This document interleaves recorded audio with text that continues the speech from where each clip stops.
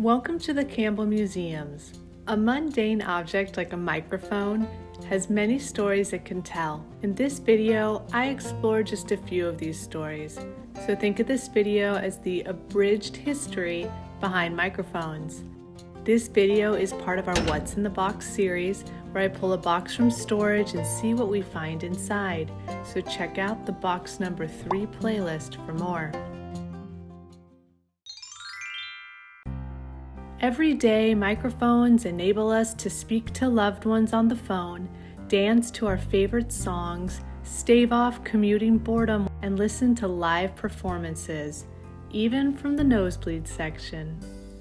Microphones are an integral part of a greater history surrounding telecommunication, sound recording, and broadcasting.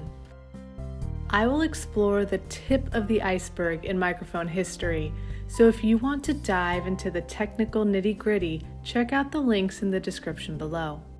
So what is a microphone? A microphone is a device for converting sound into electrical energy used in radio broadcasting, recording, and sound amplifying systems. Its basic component is a diaphragm that responds to the pressure or particle velocity of sound waves.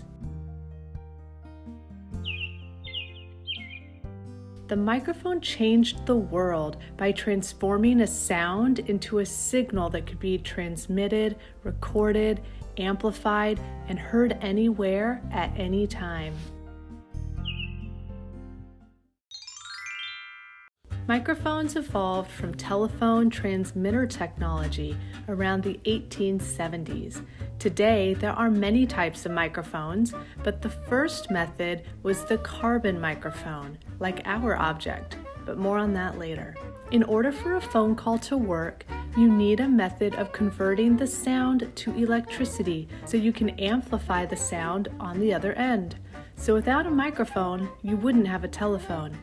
And without the telephone, you'd still be writing letters or sending telegrams to your loved ones. Do you own music? That seems like a ridiculous question, but without a microphone, you would only have live music, and up until the 1890s, that's how people enjoyed music. Fortunately, from telephone technology evolved the recorded music industry.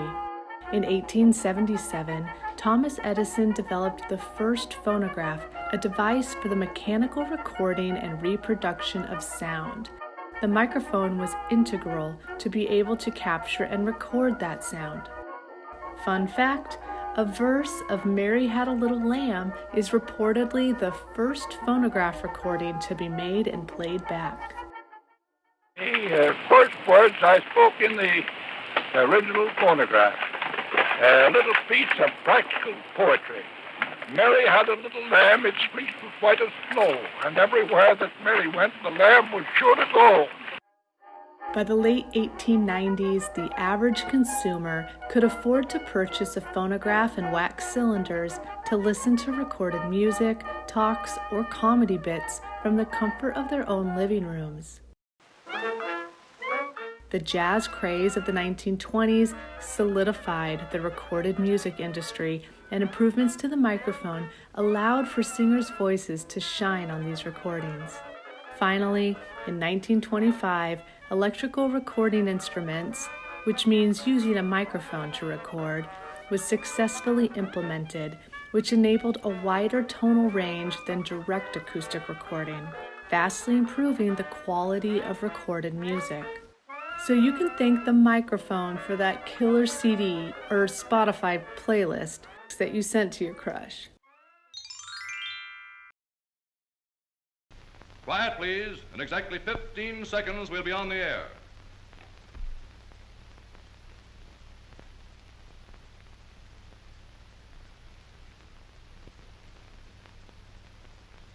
Radio, like the telephone, fundamentally changed our society. Radio was the first broadcast medium to enter American homes, which led to the development of a mass culture. The same songs were heard across the country, news traveled faster than ever before, and marketers had a new pathway into our minds. It is generally recognized that the first radio transmission was made by Guglielmo Marconi in 1895, but the first radio broadcast is thought to have been achieved by Reginald Fessenden around 1906. A fun local connection to radio history is through Charles Doc Harold of San Jose, California, who sent out radio broadcasts as early as 1909.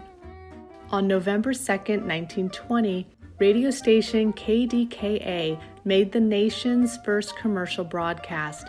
They chose that date because it was election day, and the power of radio was proven when people could hear the results of the Harding-Cox presidential race before they read about it in the newspaper. Microphones were a key tool to transmitting the live radio presenter's voice into listeners' homes. Carbon microphones were the earliest style used in radio broadcast, and our object is a Radio Corporation of America, or RCA, double-button carbon microphone from around this time. By the early 30s, carbon mics like ours were on the way out in broadcasting, replaced by the Velocity ribbon microphone, also developed by RCA. In fact, RCA did it all. With its ownership of NBC, the production of radio broadcasting and recording equipment, along with installation and maintenance of it all, RCA was the dominant force in radio broadcasting for decades.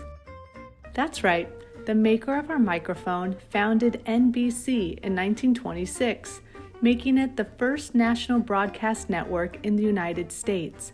Their first nationwide broadcast was the 1927 Rose Bowl football game from Pasadena. Thanks to the microphone, radio developed a variety of new entertainment genres, many of which later migrated to television, such as mystery serials, quiz shows, talent shows, situation comedies, sports, children's shows, cooking shows, and much more. Think about the last large event you attended.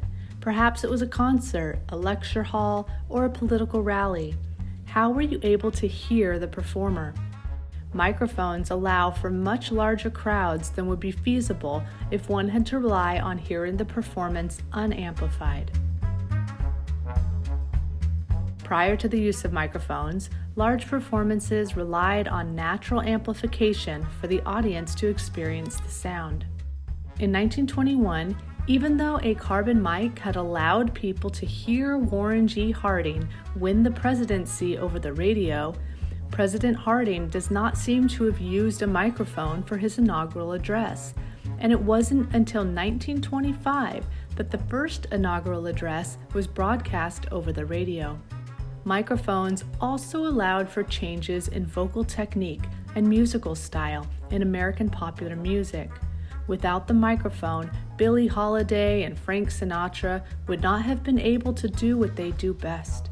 The iconic singers of the 1930s used the microphone as a tool to amplify their voices, allowing them to experiment with softer, smoother vocal styles that were not previously possible in large live performance. I'm using my phone's microphone to record this, and while it's considered poor by today's standards, it's heaps better than our early microphones. Today's mics are incredibly high quality and remain a necessary tool in our daily lives. So next time you're on a video call, listening to a podcast, or dictating a shopping list to your smartphone, take a little time to appreciate the magic of the microphone. Mundane objects can contain big stories, and this microphone had a lot to say. What other stories might it tell?